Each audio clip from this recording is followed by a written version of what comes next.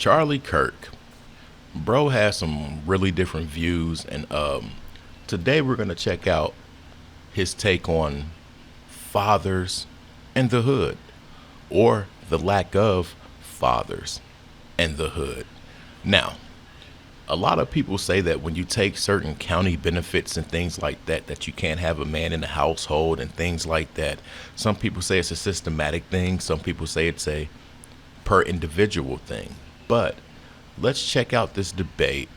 Let's hear how Charlie feels about everything, and I'll give my commentary throughout the video.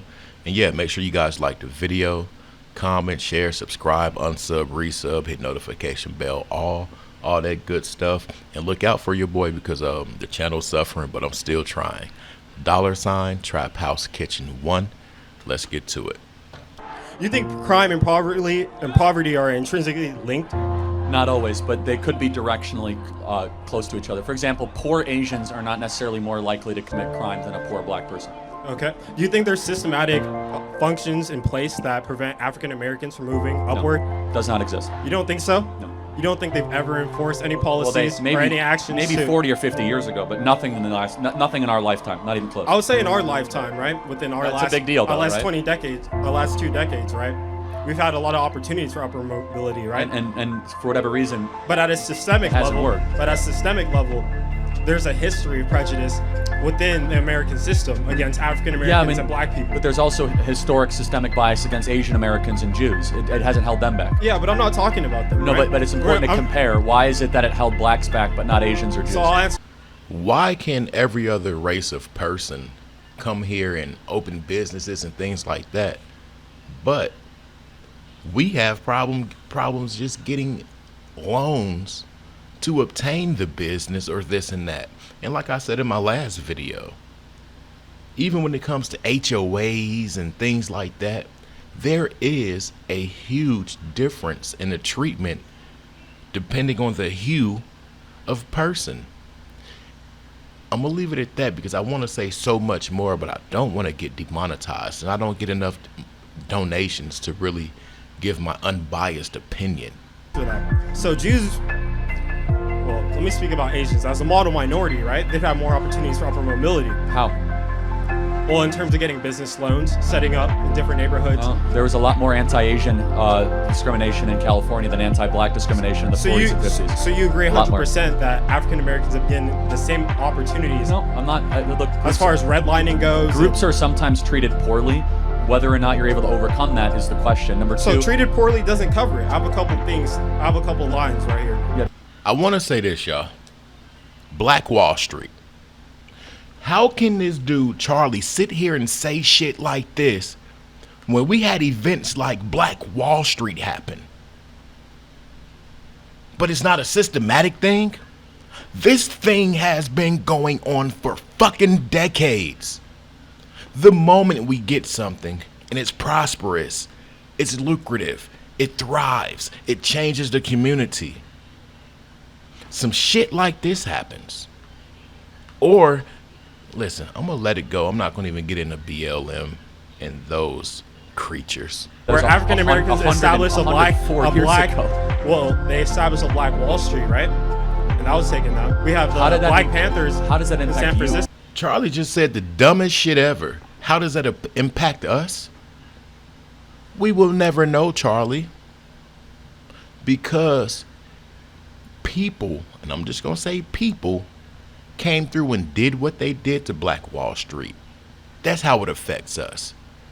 If that Black Wall Street could have thrived, maybe we could have had one in every major city. Hell, we got Chinatown, we got this and that. We ain't got a... Yeah, y'all get what I'm saying.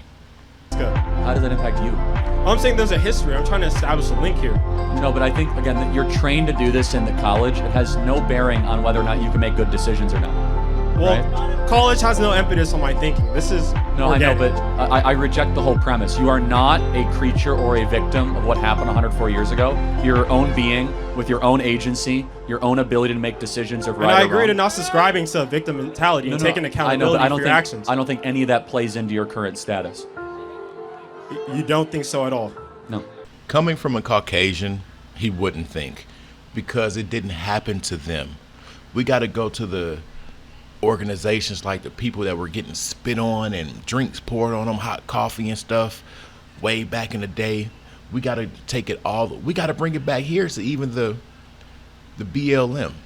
I feel like they placed those people in that organization to do wrong, just to shit on that organization and what they stood for. It was something about that organization that I didn't agree with. It was a lot, actually. But when you do things like that, what if somebody would have came out with White Lives Matter?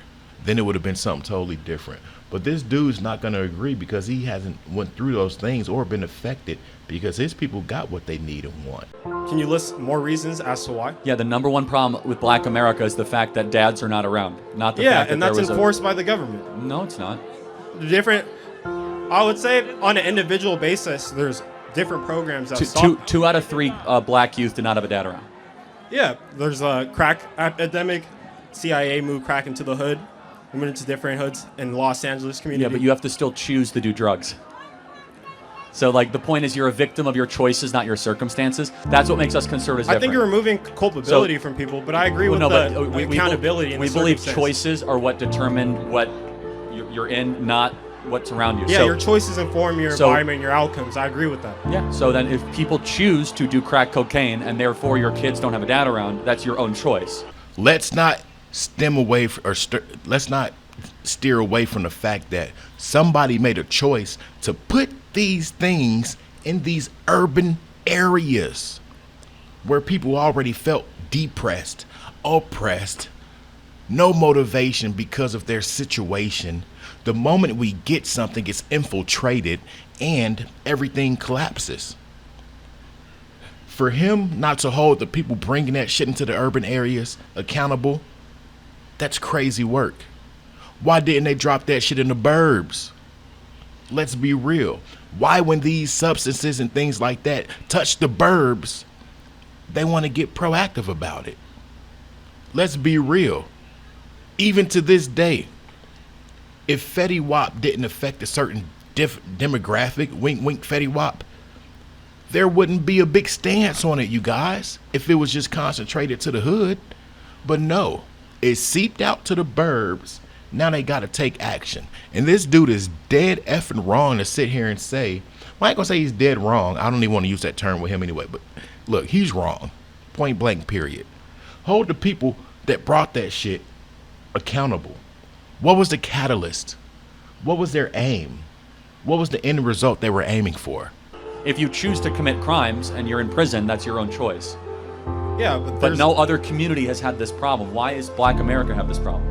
I think there's a direct link between the prison industrial complex and incarceration. Well, but how does one get to prison? And the profiling African Americans. Well, hold on. But first of all, it's not a profiling when it comes to that. Blacks are far more likely to commit crimes than any other group associated. It's like 3 to 4 times more likely. It's not even close. So how is that? Well, I'm not here to debate numbers because I don't have the numbers. It's okay. When you get home, you can look at it. Black Americans are 13% of the population. They commit 55% of the violent crime. A statistic I've heard before. Right. And I don't have the numbers. It's fine. You can independently fact check it later. I don't anticipate you to have it off the top of your head. But why is that? I don't have a direct answer. I know. That's what I want you to think about it. And I'm not going to put you on the spot. Here's our answer. It's easy and tempting to say systemic racism, redlining, right? All that. Or you can say, maybe it's because dads aren't around, because dads being with their equivalent others or spouses is not a value in the Black community anymore. It's acceptable to have men impregnate women and flee. It's not a cultural expectation. I think our cultural expectation is for African Americans to stand with their families and increase, because there's a lot of evidence that shows when 2 parents are present in a household, they have a higher chance of their children succeeding. I agree. Then why does that happen? Upward. So why don't Black dads stay around? I think that's a progression in our community. I think that's a progression. But why is I'm saying happening? that the reason that we're here is there's a lot of factors that led us to this point. I don't but it's a decision that a Black man can make. Did a white man make the decision to say, hey, if you want help from this entity, you can't have that man in your household. If that man's in your household, whatever, we're not going to help you guys do anything. Who came up with that whole thing? And why did Charlie avoid that when a young dude brought it up? Shout out to this young dude. Real talk. It's easy to say somebody got bodied in a debate when you're being overspoken by somebody so damn rude. It just hits different, you guys, because his views on Black America aren't just shared by him. He's representing a whole demographic. But because he's some type of spokesperson, we got to take that in mind. And the thing that really gets me is that a lot of these people share the same thoughts. So what he's saying, we really have to take into consideration because he's them. He's them. He's impregnated a woman, so he's not in jail. So he's like a free citizen. Why not stay with that woman and start a family? And I'd say for the most part, 66% of the time, we're moving in that direction. It's getting worse, not better, actually. The single fatherhood rate is getting worse in Black America. It was 25% in 1965. It was 50% in 1980. It's 75% in certain cities now. It's beyond comprehension. It's like the worst of the industrialized world. And there's only one explanation. It's that it's not a cultural value in Black America right now. I think we have to disagree. I think it is a cultural value moving forward, and I think But it then has why been is a it cultural happening? value. And I think post-civil rights movement, and especially during the civil rights movement, that was a major impetus. That was a major focus of the Black community, and that's how we got through that movement. You know, Black through that America, structure and that. You see that rude shit, how he just intervened while dude was still speaking? I don't even know if this dude respects our people. Let's start there. Let's really start there. Let's start there. But to be allegedly taken out by your people, but these are your views on our people, I wish we could hear him speak from the afterlife. I wish we could hear if anything would change of his perception of all of these things. Why did this man not bring up Jim Crow and things like that, you guys? Because it still affects us. They didn't have anything like that to throw them off or to fuck up their lineage. But we did. Check out this last clip. Let me know your thoughts at the end of the video. $ Trap House Kitchen 1, you guys. I need the donations. I'm out. Peace. You know, Black America's actually gotten poorer since the Civil Rights Act? Well, yes, I understand Why? that. I don't have an answer for that. It's okay. Think about it. And I'm not saying it's one or the other, but the Civil Rights Act is revered as this amazing thing. But Black America is actually poorer, more likely to commit crimes, more poverty than it was before the Civil Rights Act. There's a lot of explanations. Thomas Sowell's written entire books about this. And I've read on Thomas Sowell. Good, and I want you to keep reading Thomas Sowell because he'll push your boundaries and he's phenomenal. Here's our belief system. The most important thing is dads in the home. If you do not have two parents around, everything falls apart. It's not about government checks or welfare. It's the nuclear family. The nuclear family is a guarantor more than anything else that a kid is going to. And I 100% agree with that. Right. So we have to figure out then, it's a riddle. I think I know the answer. Why so many Black youth do not have dads around. I personally think the answer is more convoluted than that. I think it's a bit muddled. I think going forward, there's going to be an upward progression in that area. I have to look at the numbers, and I'll come back to you with some better statistics. No worries. Thank you very much. Thanks for your good-hearted question. Thank you very much.